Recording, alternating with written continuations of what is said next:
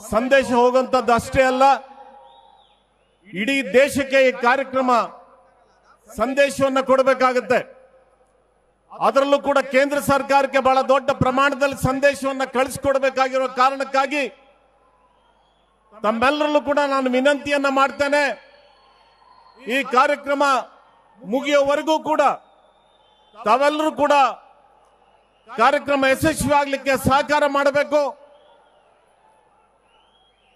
ಕಾರ್ಯಕ್ರಮದಲ್ಲಿ ಮಾತಾಡುವಂತಹ ಎಲ್ಲ ಮುಖಂಡರುಗಳ, ವಿಶೇಷವಾಗಿ ಮುಖ್ಯಮಂತ್ರಿಗಳು, ಉಪಮುಖ್ಯಮಂತ್ರಿಗಳು, ಅಧ್ಯಕ್ಷರು, ಸುರ್ಜೇವಾಲಾ ಅವರು, ಜಿಲ್ಲಾ ಮಂತ್ರಿಗಳ ಭಾಷಣವನ್ನ ತಾವೆಲ್ಲರೂ ಕೂಡ ಕೇಳಬೇಕು ಅಂತ ಹೇಳಿ ತಮ್ಮೆಲ್ಲರೂ ಕೂಡ ನಾನು ವಿನಂತಿಯನ್ನ ಮಾಡ್ತಾ ಇದ್ದೇನೆ. ಸ್ನೇಹಿತರೆ, ಚಿಕ್ಕಬಳ್ಳಾಪುರ ಜಿಲ್ಲೆ ಅಂದ್ರೆ ಒಂದು ವಿಶೇಷವಾದಂತಹ ಒಂದು ಜಿಲ್ಲೆ.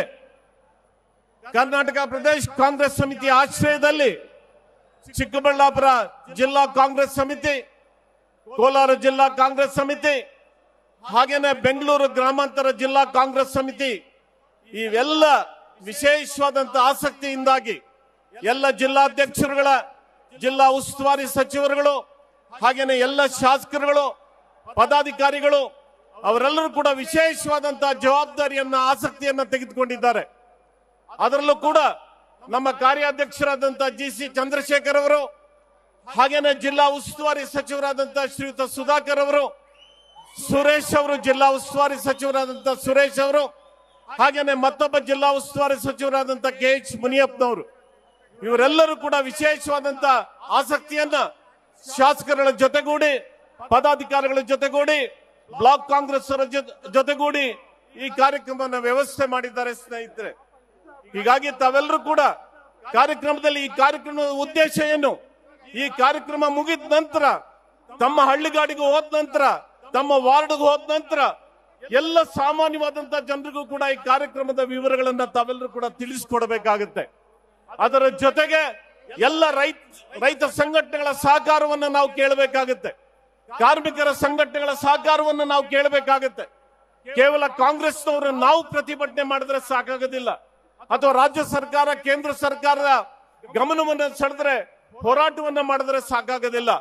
ಎಲ್ಲ ರೈತ ಬಂಧುಗಳ, ರೈತ ಸಂಘಟನೆಗಳ ವಿಶ್ವಾಸವನ್ನ ನಾವು ಗಳಿಸಿಕೊಳ್ಬೇಕಾಗತ್ತೆ. ಅವರೆಲ್ಲರನ್ನೂ ಕೂಡ ಈ ಕಾರ್ಯಕ್ರಮದಲ್ಲಿ ನಾವು ತೊಡಗಿಸಿಕೊಳ್ಬೇಕಾಗುತ್ತೆ. ನಾವೆಲ್ಲ ಕೂಡ ಎಲ್ಲ ರೈತ ಸಂಘಟನೆಗಳನ್ನು ಕೂಡ ಈ ಸಂದರ್ಭದಲ್ಲಿ ಸ್ವಾಗತವನ್ನ ಮಾಡ್ತೇವೆ. ಕಾರ್ಮಿಕ ಸಂಘಟನೆಗಳನ್ನು ಕೂಡ ಈ ಸಂದರ್ಭದಲ್ಲಿ ನಾವು ಸ್ವಾಗತವನ್ನ ಮಾಡ್ತಾ ಇದ್ದೇವೆ. ಸ್ನೇಹಿತರೆ, ಇವತ್ತು ಕರ್ನಾಟಕದಲ್ಲಿ ಒಂದು ಬಹಳ ದೊಡ್ಡ ಪ್ರಯತ್ನಗಳು ಕೂಡ ಇವತ್ತು ನಡೆದಿದೆ. ಇವತ್ತು ಜನರ ಬದುಕು ಸುಧಾರಣೆ ಆಗಬೇಕು. ಸಂವಿಧಾನದ ಅಡಿನಲ್ಲಿ ಜನರ ಬದುಕು ಸುಧಾರಣೆ ಆದಾಗ ಮಾತ್ರ ಪ್ರಗತಿ ಸಾಧ್ಯ ಆಗುತ್ತೆ ಅಂತ ಹೇಳಿ ಆ ವಿಶ್ವಾಸದಲ್ಲಿ ಇವತ್ತು ಸಿದ್ದರಾಮಯ್ಯನವರ ನೇತೃತ್ವದ ಸರ್ಕಾರ, ಶಿವಕುಮಾರ್ ಅವರ ಉಪಮುಖ್ಯಮಂತ್ರಿಗಳಾಗಿ, ಪಕ್ಷದ ಅಧ್ಯಕ್ಷರಾಗಿ ಅವರೆಲ್ಲರೂ ಕೂಡ ಒಂದು ದಿಟ್ಟವಾದಂತಹ ಒಂದು ನಿರ್ಧಾರಗಳನ್ನ ತೆಗೆದುಕೊಂಡಂತಹ ಒಂದು ಪರಿಣಾಮ ಅನೇಕ ಉಪಯುಕ್ತವಾದಂತಹ ಕಲ್ಯಾಣದ ಕಾರ್ಯಕ್ರಮಗಳು, ಪ್ರಗತಿ ಇವತ್ತು ಈ ರಾಜ್ಯದಲ್ಲಿ ನಡೀತಾ ಇದೆ ಅನ್ನುವಂಥದ್ದಕ್ಕೆ ಇವತ್ತು ತಾವೆಲ್ಲ ಕೂಡ ಸಾಕ್ಷಿಯಾಗಿದ್ದೀರಿ. ಇವತ್ತು ಕರ್ನಾಟಕದ ರಾಜ್ಯದ ಜನರು 2023ರಲ್ಲಿ ಏನು ಒಂದು ಜನ ವಿರೋಧಿ ಸರ್ಕಾರ ಇತ್ತು, ರೈತ ವಿರೋಧಿ ಸರ್ಕಾರ ಇತ್ತು, ಕಾರ್ಮಿಕರ ವಿರೋಧಿ ಸರ್ಕಾರ ಏನಿತ್ತು, ಹಳ್ಳಿಗಾಡಿನ ವಿರೋಧಿ ಸರ್ಕಾರ ಇತ್ತು, ಆಡಳಿತ ಸಂದರ್ಭದಲ್ಲಿ ಏನು ಕುಸಿದು ಬಿದ್ದಿತ್ತು, ಅಭಿವೃದ್ಧಿ ಅದೇನು ಕುಸಿದು ಬಿದ್ದಿತ್ತು, ಅದರ ಪರಿಣಾಮ ಇವತ್ತು ಕರ್ನಾಟಕದಲ್ಲಿ ಇವತ್ತು ಕಾಂಗ್ರೆಸ್ಸಿನ ಸರ್ಕಾರ ಸ್ಥಾಪನೆ ಆಗ್ಲಿಕ್ಕೆ ಸಾಧ್ಯ ಆಗಿದೆ. ಸ್ನೇಹಿತರೆ, ಇವತ್ತು ಆ ದೃಷ್ಟಿಯಿಂದ ಇವತ್ತು ಕೇಂದ್ರ ಸರ್ಕಾರ, ಇವತ್ತು NDA ಸರ್ಕಾರ, ಬಿಜೆಪಿ ಸರ್ಕಾರ, ನರೇಂದ್ರ ಮೋದಿ ಅವರ ನೇತೃತ್ವದಲ್ಲಿ ಏನು ಕೇಂದ್ರದಲ್ಲಿ ಅಧಿಕಾರ ಮಾಡ್ತಾ ಇದೆ, ಇದು ಒಂದು ಜನ ವಿರೋಧಿ ಸರ್ಕಾರವಾಗಿದೆ. ಇವತ್ತು ರೈತರ ವಿರೋಧಿ ಸರ್ಕಾರವಾಗಿದೆ, ಕಾರ್ಮಿಕರ ವಿರೋಧಿ ಸರ್ಕಾರವಾಗಿದೆ. ಕೇವಲ ಜನರ ಬದುಕನ್ನು ಸುಧಾರಣೆ ಮಾಡುವಂತದ್ದನ್ನು ಹೊರತುಪಡಿಸಿ ಭಾವನೆಗಳನ್ನು ಉದ್ರೇಕ ಮಾಡ್ತಕ್ಕಂತ ಒಂದು ಕಾರ್ಯಕ್ರಮಗಳನ್ನ ಇಡೀ ದೇಶದಲ್ಲಿ ಇವರು ತೆಗೆದುಕೊಂಡಿದ್ದಾರೆ. ಅದಕ್ಕೆ ಇವತ್ತು ಸಂವಿಧಾನ ಬಾಹಿರವಾದಂತ, ಸಂವಿಧಾನ ವಿರೋಧಿಯಾದಂತ ಚಟುವಟಿಕೆಗಳಿಗೆ ಕುಮ್ಮಕ್ಕನ್ನ ಕೊಡ್ತಕ್ಕಂತ ಒಂದು ಪ್ರಯತ್ನ ಇವತ್ತು ಈ ದೇಶದಲ್ಲಿ ಆಗ್ತಾ ಇದೆ. ಸ್ನೇಹಿತರೆ, ಇವತ್ತು ನಮ್ಮ ಸಂವಿಧಾನ ಏನು ಹೇಳುತ್ತೆ, ಕೋಮು ಸೌಹಾರ್ದತೆ ಮತ್ತು ಭಾಷಾ ಸೌಹಾರ್ದತೆ ಬಹಳ ಮುಖ್ಯ ಆಗುತ್ತೆ. ಸ್ನೇಹಿತರೆ, ಇವತ್ತು ಎಲ್ಲಿ ಕೋಮು ಸೌಹಾರ್ದತೆಗೆ ಧಕ್ಕೆ ಬರುತ್ತೆ, ಎಲ್ಲಿ ಭಾಷಾ ಸೌಹಾರ್ದತೆಗೆ ಧಕ್ಕೆ ಬರುತ್ತೆ, ಅಲ್ಲಿ ಪ್ರಗತಿ ಸಾಧ್ಯ ಆಗೋದಿಲ್ಲ. ಅದರಲ್ಲೂ ಕೂಡ ಆಡಳಿತ ವಿಕೇಂದ್ರೀಕರಣದ ಉದ್ದೇಶವನ್ನ ಇವರು ಮರೆತಿದ್ದಾರೆ.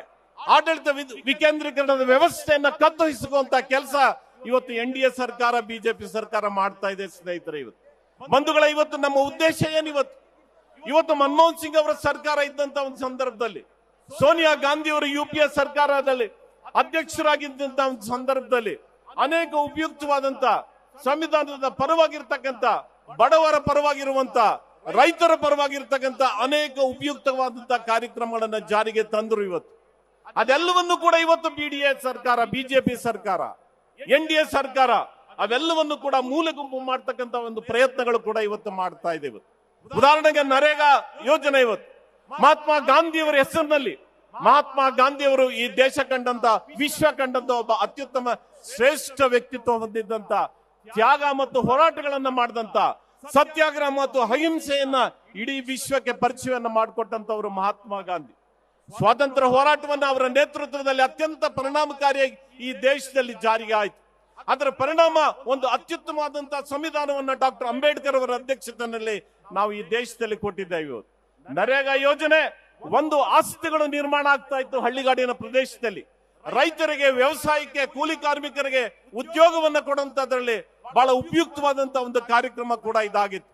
ಇದರ ಜೊತೆಗೆ 73ನೇ ಅಡಿನಲ್ಲಿ, ಸಂವಿಧಾನದ 73ನೇ ಅಡಿನಲ್ಲಿ ಏನಿವತ್ತು ಆಡಳಿತ ವಿಕೇಂದ್ರೀಕರಣವನ್ನ ಬಲಿಷ್ಠ ಮಾಡ್ತಕ್ಕಂಥ ಒಂದು ಪ್ರಯತ್ನ ಮನಮೋಹನ್ ಸಿಂಗ್ ಅವರ ಸರ್ಕಾರದಲ್ಲಿ ಆಯ್ತು. ಅದನ್ನ ಮೂಲೆ ಗುಂಪನ್ನ ಮಾಡ್ತಕ್ಕಂಥ ಇವತ್ತು ಒಂದು ಪ್ರಯತ್ನ ಆಗ್ತಾ ಇದೆ. ಅದರ ಜೊತೆಗೆ ರಾಜ್ಯ ಸರ್ಕಾರಗಳಿಗೆ ಹೊರೆ ಮಾಡ್ತಕ್ಕಂಥ ಒಂದು ಕೆಲಸವನ್ನ ಇವತ್ತು ಕೇಂದ್ರ ಸರ್ಕಾರ ಮಾಡಿದೆ. ಇವತ್ತು ಕರ್ನಾಟಕ ಒಂದು ಪ್ರಗತಿ ಪರವಾಗಿರ್ತಕ್ಕಂಥ ಒಂದು ರಾಜ್ಯ. ಇವತ್ತು ನಾವು ದೊಡ್ಡ ಪ್ರಮಾಣದಲ್ಲಿ ಹಣವನ್ನು ಸಂಗ್ರಹಣೆ ಮಾಡಿ ಇಡೀ ದೇಶದಲ್ಲಿ 2ನೇ ಸ್ಥಾನದಲ್ಲಿ ನಾವಿದ್ದೇವೆ.